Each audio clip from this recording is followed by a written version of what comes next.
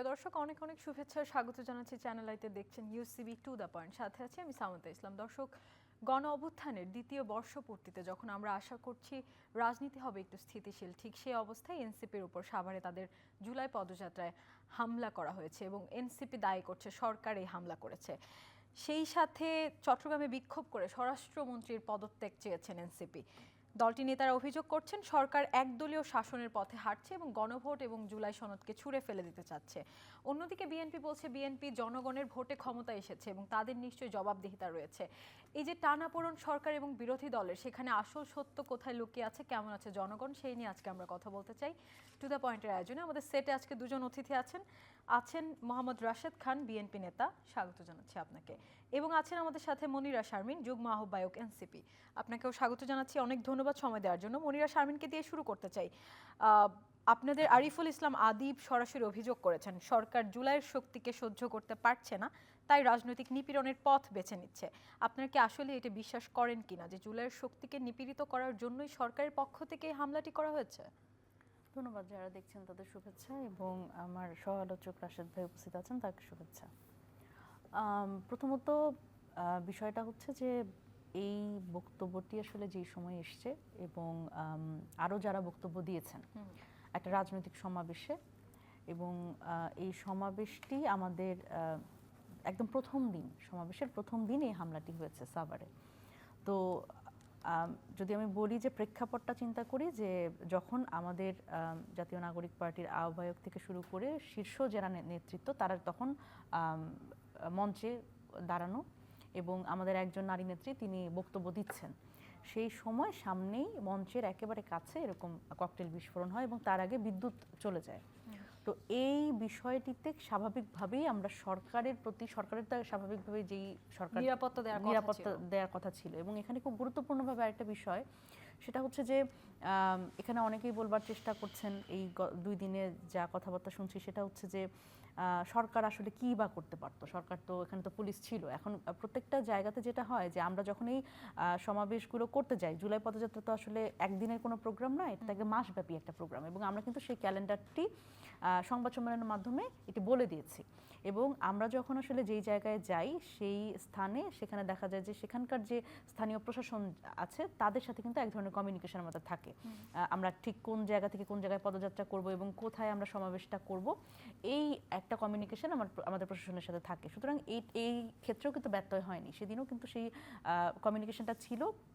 এবং সেই জায়গা থেকে আমার মনে হয় যে সরকারের অবশ্যই নিরাপত্তা দানের একটা দায় থাকে, এবং একটা ব্যাপার কি যে এটা তো আসলে খুব স্বাভাবিক কোনো বিষয় না যে একটা মানে জাস্ট একটা মারামারি হলো বা কিছু একটা, কিন্তু এটা একটা ককটেল বিস্ফোরণ হয়েছে এবং এখানে 4 জন কিন্তু আহত, এবং আপনারা দেখেছেন যে একজনের পা থেকে যেভাবে করে রক্ত পড়েছে এবং সে কিন্তু এখনো হসপিটালে।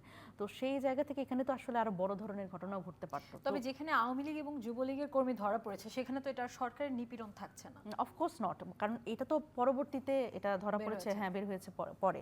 তো যেখানে আসলে আমি মনে করি যে যেখানে আসলে বক্তব্যটি ওই টিপ অফ দ্য মোমেন্ট, মানে সাথে সাথে এক ধরনের আমরা আমাদের পক্ষ থেকে একটা বিক্ষোভ মিছিল করা হয়েছে, তো সেই জায়গা থেকে স্বাভাবিকভাবেই এই দায়টা তো অবশ্যই সরকারের কাছে যাবে। এবং দেখেন বাংলাদেশের তো আসলে বাংলাদেশে তো গোয়েন্দা সংস্থাও আছে এবং তাদের তো টাকা পয়সা দিয়ে আমাদের পালতে হয়। তো তাদের আসলে কাজটা কি, যে এইখানে একটা রাজনৈতিক দল, তাদের রাজনৈতিক দল যখন একটা সমাবেশ করবে, এটা তাদের রাজনৈতিক অধিকার, এটা সরকারের পক্ষ থেকে নিরাপত্তাতে ইঙ্গিত করেছে। অবশ্যই নিরাপত্তা দেওয়াকে ব্যর্থ হয়। এবং দেখেন প্রশাসনের কথা বারবার করে কেন বলা হচ্ছে, এই যে বিদ্যুৎ যে সংযোগ যে চলে গেল, সেই জায়গা থেকে আসলে এই দায়টা তো নিতে হবে সরকারের। এবং পরবর্তীতে যখন 2 জন ধরা পড়েছে সেই জায়গা থেকে কিন্তু আমরা বলেছি যে একটু সরকারি দলের কাছে যাই। রাশেদ খান, স্বরাষ্ট্রমন্ত্রী পদত্যাগ চাইছে বিরোধী দল, সেখানে কি আপনারা ব্যর্থ আইন শৃঙ্খলা নিয়ন্ত্রণ করতে? সবাইকে সালাম এবং শুভেচ্ছা। দেখেন, অন্তর্বর্তীকালীন সরকারের সময় যে সময় জনগণ অভিযোগ করছিল যে এই স্বরাষ্ট্র উপদেষ্টা তিনি জনগণকে নিরাপত্তা দিতে ব্যর্থ হচ্ছেন, সে সময় কিন্তু আমাদের বোন মনিরা, শারমিনরা, এনসিপির নেতৃবৃন্দরা তারা বলছিল যে এই স্বরাষ্ট্র উপদেষ্টা ইতিহাসের সবথেকে সেরা উপদেষ্টা, মানে স্বরাষ্ট্র উপদেষ্টা। ডেটটা সহ বললেন না, এরকমই বক্তব্য ছিল। আপনি তো ধারণার উপর ডিপেন্ড করে বলেন, এইজন্য বলেন ডেটটা সহ বলেন। আপনাদের বক্তব্য তো সরকারের প্রতি আপনাদের আস্থা, সরকারকে প্রশংসা করা, সরকারকে 5 বছর টিকিয়ে রাখা। আচ্ছা, যে স্বরাষ্ট্র উপদেষ্টা ব্যর্থ হয় সেই সরকারকে আপনারা কিভাবে 5 বছর টিকিয়ে রাখতে চান? এবং একই সাথে আপনারা তো অন্তর্বর্তীকালীন সরকারের এখন সমালোচনা করছেন, কিন্তু আমরা ওই সময় দেখেছি যে আপনারা অন্তর্বর্তীকালীন সরকারের সমালোচনা ওই সময় করেননি, এবং একই সাথে স্বরাষ্ট্র উপদেষ্টার পদত্যাগের দাবিতেও আপনারা কোনো বক্তব্য রাখেননি। এই জন্য আমি বললাম যে আপনারা তো ওই স্বরাষ্ট্র উপদেষ্টাকে ইতিহাসের সেরা স্বরাষ্ট্র উপদেষ্টা মনে করেছিলেন, কিন্তু আমরা দেখেছি ওই সময় কিভাবে আইনের মানে বলা যায় যে জনগণের নিরাপত্তা দিতে ব্যর্থ হয়েছে, এবং মববাজি থেকে শুরু করে অনেক কিছু হয়েছে। আচ্ছা, যাই হোক, তিনি যে সাভারের হামলার কথা বললেন, দেখেন সাভারে যে হামলা হয়েছে সেটি নিয়ে নানান ধরনের মতপার্থক্য আছে যে এই হামলার সাথে আসলে কারা জড়িত। আমরা দেখলাম যে এই হামলা যে সময় হলো, মানে একটা ককটেল বিস্ফোরণ, যদিও আসলে সেটা এনসিপির পক্ষ থেকে বলা হলো যে এটা মিনি ককটেল, মানে ককটেল যেভাবে আসলে আগুনের ফুলকি ওড়ে ওইটা আমরা কিন্তু দেখি নাই। তবে আমরা দেখেছি যে সেখানে একজন আহত হয়েছে, তারা 4 জনের কথা বলছেন। যে আহত হয়েছেন তিনি আবার নিজেকে দাবি করছেন যে আমি জামাতের সক্রিয় কর্মী, এনসিপি সমর্থক। মানে আমি জানি না আসলে এনসিপির এই যে সমাবেশগুলো হচ্ছে এখানে তারা কি আসলে জামাতের লোকজন ভাড়া করে সমাবেশ করছে নাকি নিজেদের লোকজন দিয়ে আসলে সমাবেশ করছে। এই যে এইখানে এনসিপি সমাবেশে জামাতের লোকজন এবং জামাতের লোকজন এনসিপি সমাবেশে ঢুকে যে ষড়যন্ত্র করছে না, তার নিশ্চয়তা কি?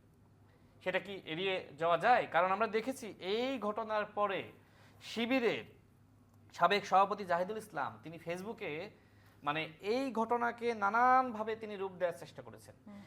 বিশেষ করে সার্জিস আলম যে নাহিদ ইসলামকে গণঅভ্যুত্থানের মহানায়ক বলল, এইটা শিবির জামাত মানতে পারে নাই। এমনকি ঢাবি শিবিরের অনেক নেতা এটাকে এমনভাবে ফ্রেমিং করেছে যে নিজেরা শুধুমাত্র হাইপে থাকার জন্য এই ধরনের ঘটনা ঘটিয়েছে। এটা আমাদের পক্ষ থেকে না, শিবিরের পক্ষ থেকে, জামাতের পক্ষ থেকে।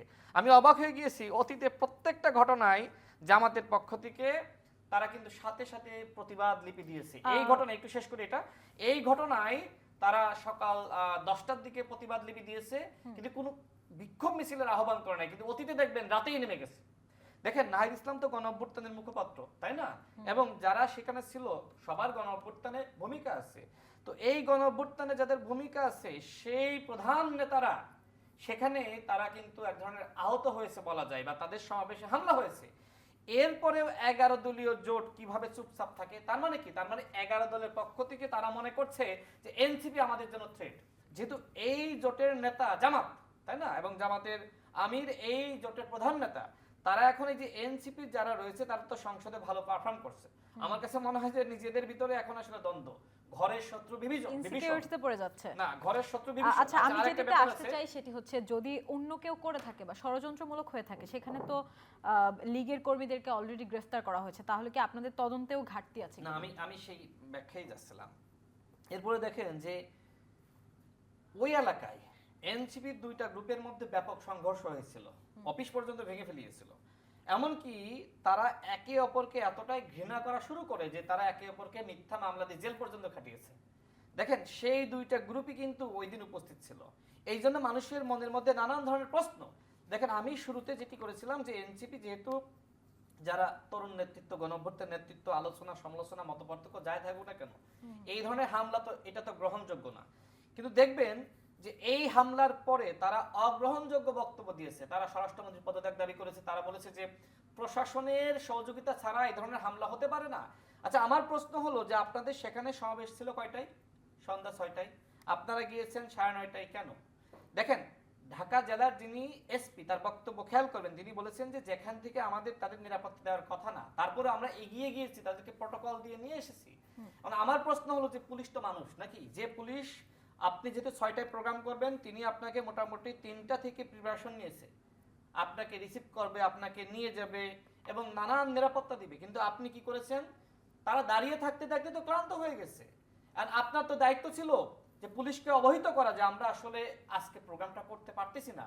যেখানে এখনো পর্যন্ত যদি আপনি ধরেন যে বাংলাদেশে আওয়ামী লীগের সবথেকে বড় শত্রুকে তালিকা করলে 1 নম্বরে অবশ্যই এনসিপি থাকবে, কারণ এনসিপির উপরে আওয়ামী লীগের ব্যাপক ক্ষোভ রয়েছে।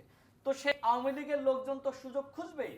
যেমনি ভাবে আপনি গতবার গোপালগঞ্জে গিয়েছিলেন, এইবার আপনি দেখলেন যে গোপালগঞ্জে যদি আপনি যান সেটা আপনার জন্য, আপনার নিরাপত্তার জন্য, নেতাদের জন্য থ্রেট। এই জন্য আপনি গোপালগঞ্জের শিডিউলটা আপনি ঘোষণা করার পরও ক্যান্সেল করেছেন। আমার প্রশ্ন হলো সন্ধ্যার প্রোগ্রাম যেহেতু দীর্ঘ রাত হয়ে গেছে, আপনি অন্যদিন করতেন। আপনাকে কেন এইভাবে রাতের বেলা আপনাকে প্রোগ্রাম করতে হবে? এনসিপির যারা নেতৃবৃন্দ রয়েছে আমরা তাদের নিরাপত্তা চাই, কিন্তু এর মানে এই নয় যে আপনি যেখানে যেখানে চলে যাবেন, যখন তখন চলে যাবেন, আর সকল দায়িত্ব সরকারের। না, 24 সরকারের ঘন্টা পক্ষ তো থেকে সরকার নিরাপত্তা দিবেই।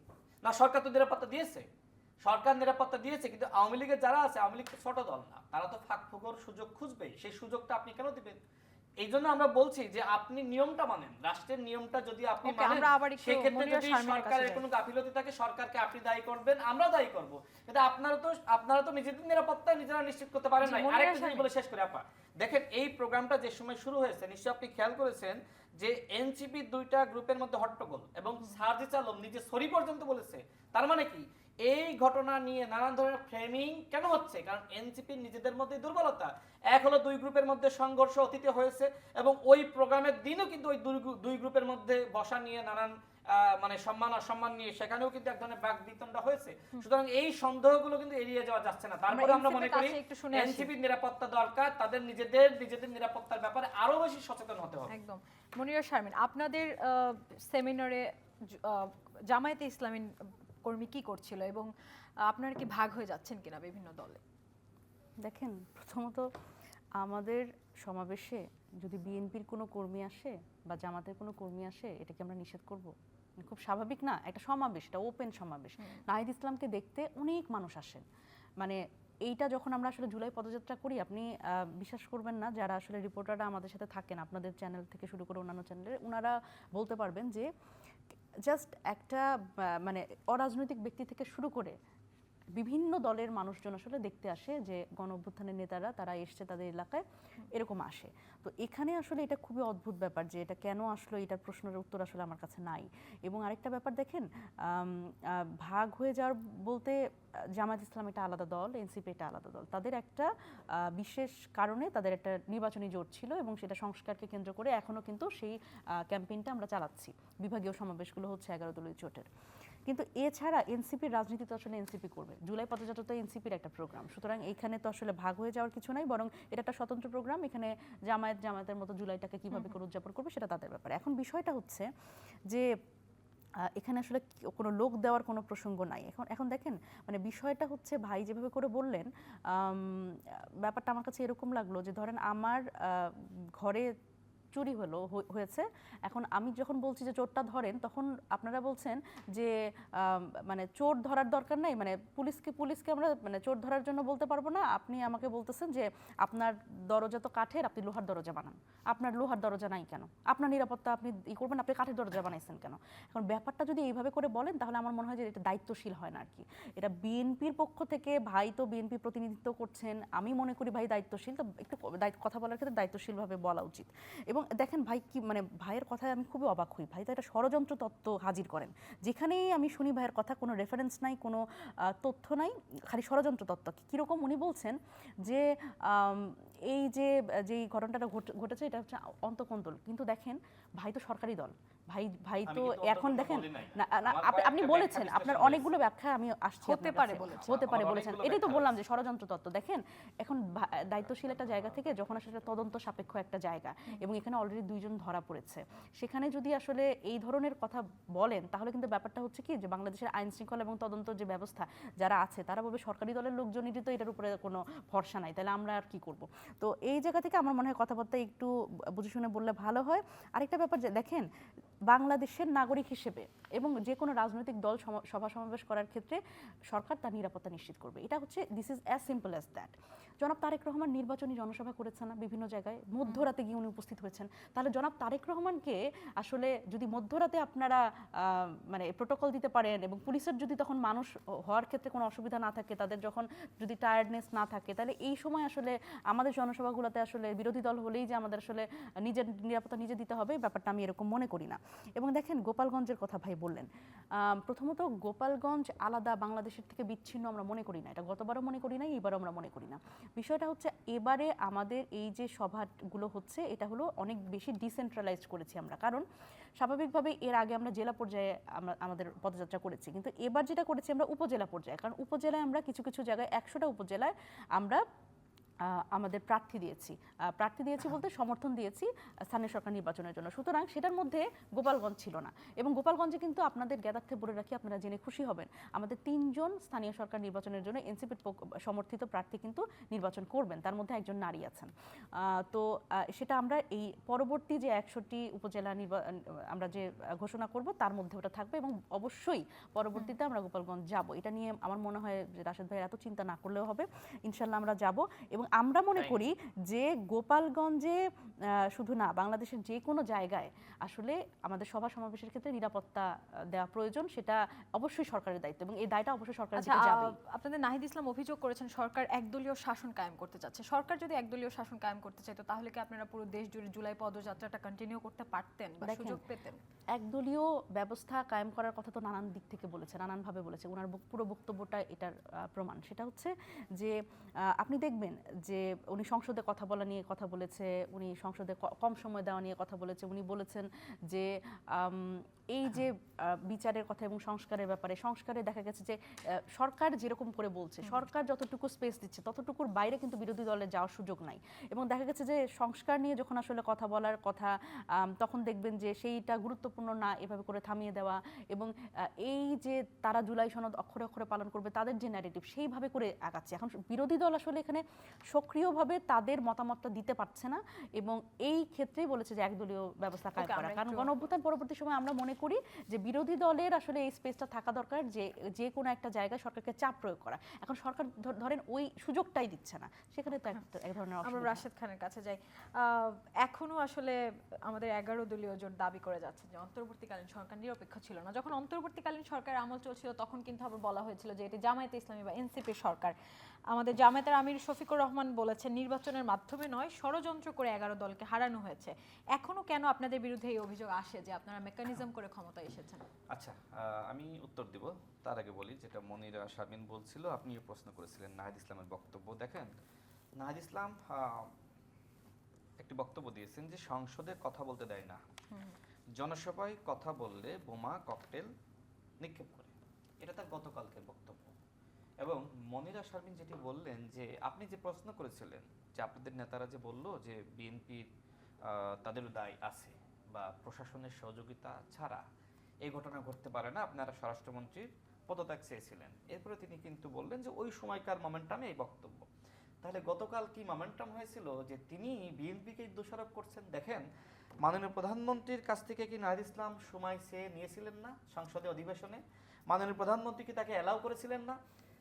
বাজেট অধিবেশনে এমনকি আরেকজন মন্ত্রীর সময় তিনি চেয়ে নিয়েছিলেন, নাহিদ ইসলামকে দেওয়া হয়েছে। নাহিদ ইসলাম জুলাই গণঅভ্যুত্থানের নেতা হিসেবে দায়িত্বশীল বক্তব্য দেওয়াটাই উচিত। তাকে সংসদে পর্যাপ্ত পরিমাণ সময় দেওয়া হয়, এমনকি তিনি যে সময় চান তার থেকেও বেশি সময় তার জন্য বরাদ্দ থাকে, কারণ তিনি গণঅভ্যুত্থানে গুরুত্বপূর্ণ ভূমিকা রেখেছেন। তো নাহিদ ইসলামকে সময় দেবে না তো কাকে সময় দেবে? এ ধরনের কথাবার্তা অনুচিত। এখনো পর্যন্ত তারা বিএনপিকে দোষারোপ করছে, আর আমরা প্রশ্ন তুলতে পারবো না যে আপনাদের দুই গ্রুপের মধ্যে কন্দল রয়েছে, সেই একটা গ্রুপের মধ্যে মানে আর একটা গ্রুপ তারা এই ধরনের ঘটনা ঘটিয়েছে কিনা সেটিও আপনারা খতিয়ে দেখেন, এবং আওয়ামী লীগ ঘটিয়েছে কিনা সেটিও খতিয়ে দেখেন। আমি শেষ করি। আমি তো শুরুতে একদম নিজে, আমি কিন্তু মনিরা শারমিন অবশ্যই দেখেছি, আমি প্রতিবাদ জানিয়েছিলাম, নিন্দা জানিয়েছিলাম, গ্রেপ্তারের দাবি করেছিলাম। এমনকি আমি সেই সময় বলেছি যে পতিত স্বৈরাচারের দোসর ছাড়া কেউ এনসিপির উপরে হামলা করতে পারে না, কারণ এনসিপি আমাদের গণঅভ্যুত্থানের শক্তি। এখন যে সরকার ক্ষমতায় রয়েছে গণঅভ্যুত্থানের শক্তি। হ্যাঁ, আমাদের ভিতরে মত পার্থক্য আছে, কিন্তু কেউ কাউকে বোমা মেরে ফেলবে এটা কি সম্ভব? মানে এনসিপি বিএনপির কোনো কর্মীকে বোমা মারবে, ককটেল মারবে, এটা যেমন বিশ্বাসযোগ্য না, বিএনপির কেউ বা জামাতের কেউ মানে এইভাবে বোমা বা ককটেল মারবে এটা আমি বিশ্বাস করি না। আমি তো সেটা নানান প্রেক্ষাপটে নানান বিশ্লেষণ করেছি। আমি তো বললাম যে যেহেতু তারা বিএনপিকে দোষারোপ করছে, সেক্ষেত্রে তারা নিজেরাও তো দায়ী থাকতে পারে, এক্ষেত্রে জামাতও তো দায়ী থাকতে পারে। মানে তাদের বক্তব্যকে বিশ্লেষণ করতে গিয়ে আমি এই কথা বলেছি, যেহেতু তারা লাগাতার বিএনপিকে দোষারোপ করছে। দেখেন, আমার ওই পোস্ট দেওয়ার পরে এনসিপির একজন দায়িত্বশীল নেতা সাথে সাথে আমাকে ফোন করলেন, বললেন যে রাশেদ ভাই মনে রাখা হবে। তাই বললাম কি মনে রাখবা? বলছে আপনি যে আমাদেরকে ভিলিফাই করতেছেন যে আমরা নিজেরা হাইপে আসার জন্য এই ঘটনা ঘটিয়েছি, যে আমি রাশেদ খান তো ওইভাবে পোস্ট করি নাই, আমি জাস্ট প্রশ্ন তুলেছি যেহেতু তারা বিএনপিকে দোষারোপ করছে। কিন্তু শিবিরের সাবেক সভাপতি জাহিদুল ইসলাম তিনি নিজেই তো আসলে প্রশ্ন তুলেছেন, শিবিরের অন্যান্য নেতারা প্রশ্ন তুলেছেন। তার মানে কি? তার মানে জামাত শিবিরও তো সন্দেহ করতেছে যে তারা হাইটে আসার জন্য, যেহেতু অনেকে বলতেছে যে এই মুহূর্তে আসলে আপনার জামাতের তুলনায় এনসিপি বেটার, হ্যাঁ এনসিপি সংসদে ভালো পারফর্ম করতেছে, তার আরো বেশি হাইপে আসার জন্য এই ধরনের ঘটনা নিজেরাই ঘটিয়েছে কিনা বেটার হলে এই আরো সন্দেহ। better কেন হইতে চাইবে? জি, বেটার তো আছেই অলরেডি, আর বেটার কি না, হইতে আরো চাই? বেটার বলতে জামাতের চোখে তো বেটার না। ওকে, যেমন স্বতন্ত্র আপনার এমপি রুমিন ফারনা বা প্রশংসা করেছে, অনেকে টকশোতে প্রশংসা করছে, জামাত তো এটা মানতে পারতেছে না। কারণ এই জোটটা হলো কার নেতৃত্বে? জামাতের নেতৃত্বে।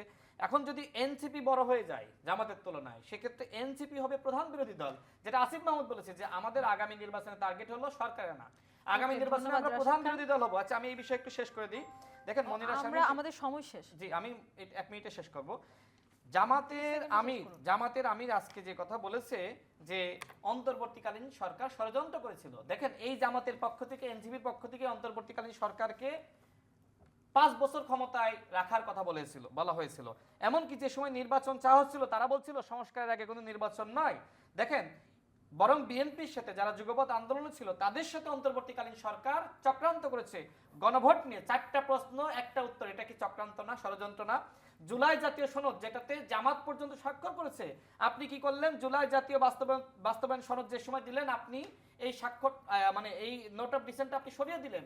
অর্থাৎ কি এই যে দুইটা ঘটনায় মূলত বিএনপির সাথে গণভোট নিয়ে অন্তর্বর্তীকালীন সরকার নিজে প্রতারণা করেছে এবং জামাতের পক্ষে, এনসিপির পক্ষে অন্তর্বর্তীকালীন সরকার ষড়যন্ত্র করেছে, চক্রান্ত করেছে, মেকানিজম করেছে। এই যে অতীতে সর্বোচ্চ যে দল 18টি আসন পেয়েছিল, সেই দল এইবার কিভাবে এতগুলো আসন পেল, Okay, এটি রাশেদ নিয়েও তো খান। প্রশ্ন তোলা যায়।